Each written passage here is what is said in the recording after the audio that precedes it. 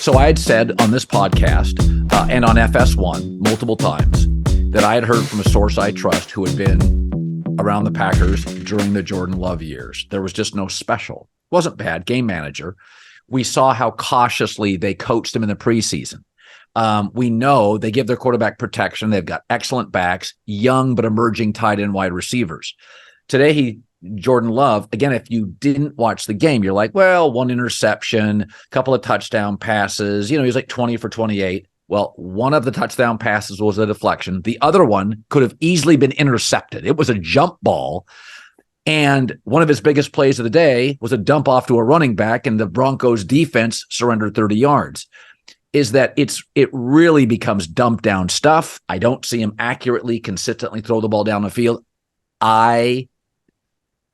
Now Russell Wilson's lost confidence. He missed on a 4-yard swing pass that he threw too low. He was like pushing the ball. That's a quarterback who's lost confidence. But I watched Jordan Love, and you're a former NFL scout. I don't see it. I don't see it at all. It's game managing 4 years in. What do you see? Today was ugly. Obviously, Denver's terrible on defense. We've seen all season long. And like you said, the only plays they could really muster up to get any flow in their offense, early on their offense was pretty embarrassing, were screen passes, were schemed up kind of wide receiver screens. Yes. To me, the two touchdowns, like you said, if you just go to the box score, you're like, oh, he threw 2 touchdowns. I think Surtain picks that off 70% of the time, the jump ball, and the other pick. But the majority of time that ball's tipped, it always lands in the defender's hands, and he takes it 100 yards the other way. So I'll give the Packers credit on this one, though. And we've seen teams be in position where they pick up the 5th-year option when they shouldn't, or they don't pick up a 5th-year option. They just let it play out, like the Giants. They extended this guy on basically a backup quarterback contract. Remember, they gave him like $11 million over 2 years. They are going to be in position. They have some young pieces. Right, you can still get a quarterback. You could easily put him back to the backup spot. Financially, didn't screw yourself. You took a calculated risk, but clearly the contract told you what they kind of believed in him, right? They're like, we're not picking up the 5th-year option. We're not giving you some extension here. Give you $11 million going rate for a backup quarterback, $3, $4, $5 million a year, nothing crazy. If he's a backup quarterback, has to play an individual game, not terrible. But I think with every snap that plays out, probably pretty clear that they don't have their next Aaron Rodgers on their hand. Yeah, and so right now they're probably going to draft in the somewhere between 12 and 16. They're not very good, Colin. They are. The more you watch them, you're like, this team, 5 wins. Yeah, and so let's say they draft 11. You could get. I don't think Bo Nix rises to that. You could get Penix potentially. You're not going to get Caleb or Drake May, but you could get the 3rd or 4th best quarterback. And I think.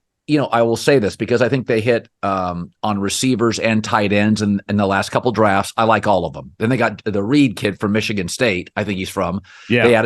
They added another piece with Watson and Romeo Doubs. So they have good young receivers. If you go get another quarterback, you can bring a veteran in, spend some money, and bring a veteran in now because you got a bunch of young kids at tight end, wide receiver. Probably got to draft your next David Bakhtiari, but they don't have a lot of huge holes. So they usually go defense, Green Bay does in the 1st round. Probably time to go get another quarterback. Remember, if you hit on 1 of 2, that's better than the league average. And the other thing, if you're a Packer fan, which probably feels because you're not used to this, it's going to be a long season. Look at the NFC big picture, right? Beside like the Niners and the Eagles, obviously the Lions got exposed a little bit today, a lot today.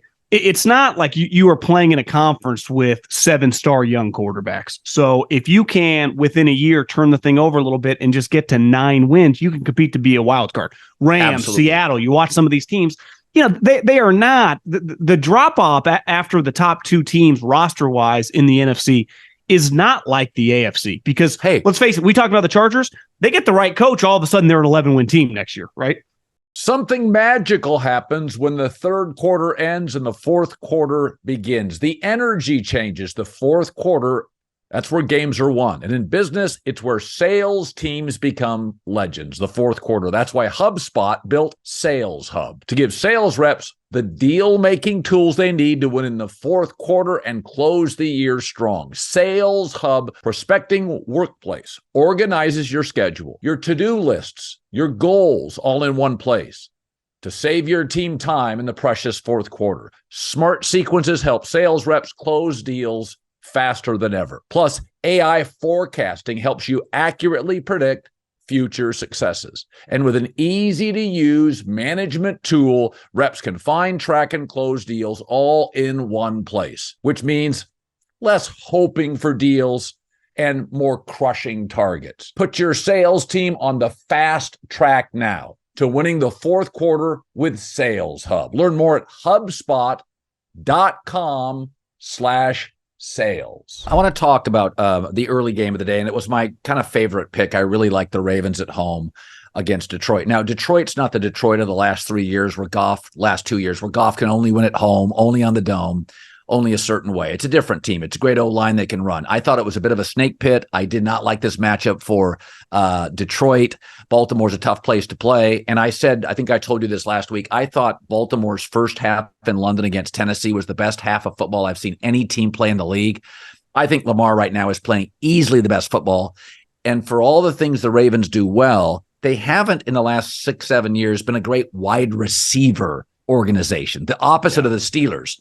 But Zay Flowers, Odell, Mark Edwards always been good. I think Lamar is healthy. He's got a contract. He feels buoyed by that. I mean, I think he's playing with a ton of confidence. He's very happy now. That's not hanging over him. A guy that runs a lot and gets hurt. Is he going to get paid?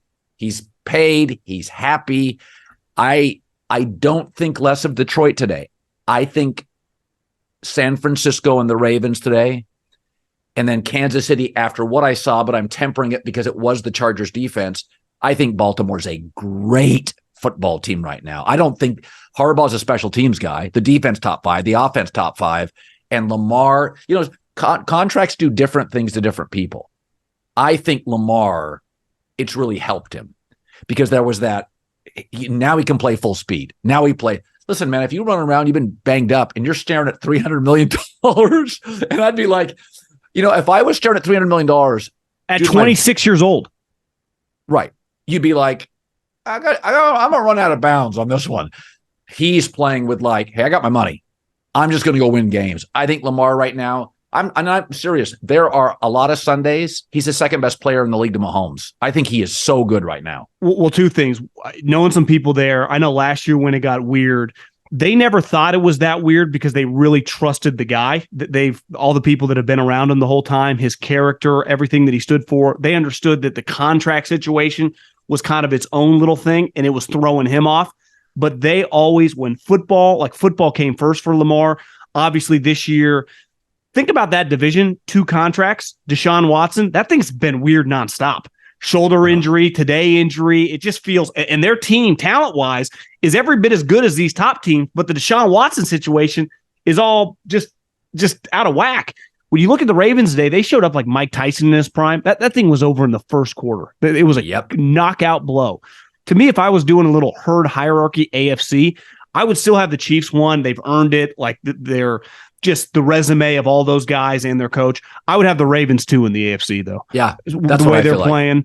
And like we talked about earlier, if I'm the Ravens, like getting those home games, I do not want to go to Kansas City. Obviously, they have one less loss than you right now, but Kansas City's probably a 14-3 team. You got to keep stacking these wins because I do think the home field advantage for a team that, and let's face it, the other elephant in the room is Lamar hasn't had that much, really hasn't had any postseason success. So that's an element too. Going to Kansas City, I got to do everything humanly possible to try to get that 1 seed because I'm with you.